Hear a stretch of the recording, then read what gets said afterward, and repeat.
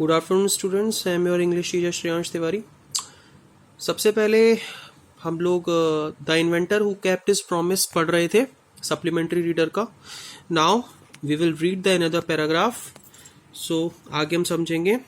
Once he went to a poultry farm with his mother, there he saw a hen। एक बार वह अपनी माता के साथ एक मुर्गी पालन केंद्र पर गया और वहां पर उसने एक मुर्गी को देखा। तो it was sitting on its eggs, वे अपने अंडों पे बैठी थी। तो he asked his mother about it and she answered. तो उसने अपनी माता से उसके विषय में पूछा और उन्होंने जवाब क्या दिया? The hen is hatching it's eggs. उसकी माता ने उत्तर दिया कि यह मुर्गी अपने अंडों को से रही है। तो आगे लिखा है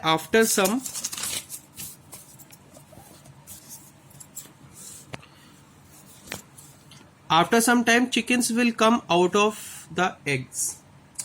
तो उन्होंने कहा कि कुछ समय बाद अंडों से मुर्गी के बच्चे निकल आएंगे। Why can't I hatch eggs thought young Edison.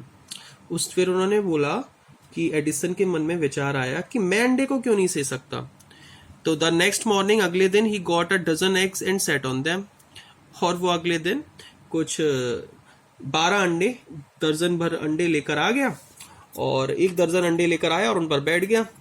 कुछ समय बाद क्या हुआ? आफ्टर सम टाइम कि he got up after some time but he did not find any chickens. कुछ समय बाद उनके ऊपर उड़ गया लेकिन एक भी मुर्गी का बच्चा नहीं मिला। और उसने he had only smashed the eggs. Smashed मतलब तोड़ डालना। उसने केवल अंडे तोड़ डाले थे। एंड स्पॉइल्ड हिज शॉट्स, जैसा इसमें बताया गया है, और अपना नेकर भी खराब कर लिया था। शॉट्स मतलब नेकर। He got a good beating from his mother that day. उस दिन उसकी माता ने उसकी खूब पिटाई लगाई। तो आगे इसमें बताया गया है, a really funny day wasn't ही।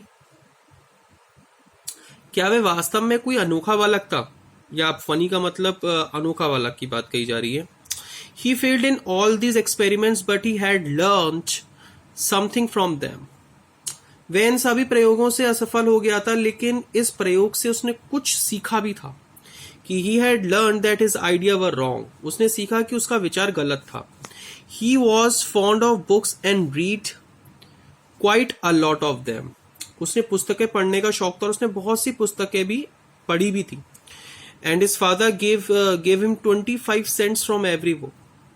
और उसके जो पिताजी थे वो प्रत्येक ऐसी पुस्तक उसे पढ़ने के लिए 25 सेंट दिया करते थे, वहां की currency. But he book he read, उसे पढ़ने के लिए he widely and with the pocket money he bought more books and set up a small laboratory. His mother encouraged him and helped him in his experiments. तो क्या किया कि 25 Saint जब उसको दिया करते थे, उसने बहुत सारी पुस्तकें भी पढ़ी जो उसके जेब खर्च और उससे मिलता था। तो उसने उसे पुस्तकें भी खरीदी और एक छोटी सी प्रयोगशाला बनाई। लेबोरेटरी को प्रयोगशाला कहा जाता है, सब लोग इसके नीचे लिख लेंगे अंडरलाइन करके। और उसकी माता बहुत उत्साहित थी। एनकरेज मतलब उत्साहित होना। और आगे बताया गया कि helped him in his experiments, और उन्होंने उसके इन प्रयोगों में उसकी सहायता भी करी।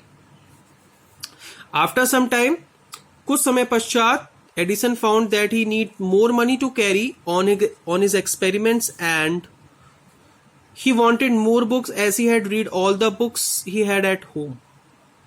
जैसा इसमें बताया गया है कि कुछ समय बाद पश्चात एडिसन ने अनुभव किया कि अपने प्रयोगों को जारी रखने के लिए उसे और भी अधिक धन की आवश्यकता है। तो यहाँ पे काफी कुछ बताया गया है इसके अंदर। he wanted to go out and see new places and people. और वह चाहता है, अब वो क्या चाहता है कि उसे और पुस्तकों की आवश्यकता है, क्योंकि जितनी पुस्तकें उसके घर पर थी वह उन सबको पढ़ चुका है। वह बाहर जाना चाहता था, नए स्थान देखना चाहता था, नए लोगों से मिलना चाहता था। तो इस तरीके की उसकी भावनाएं थी। तो आज हमने इसको यहां तक स्टडी कर लिया है। तो सब लोग यहां तक मार्क लगा लेंगे एंड एक बार और रिवाइज करेंगे। Thank you so much.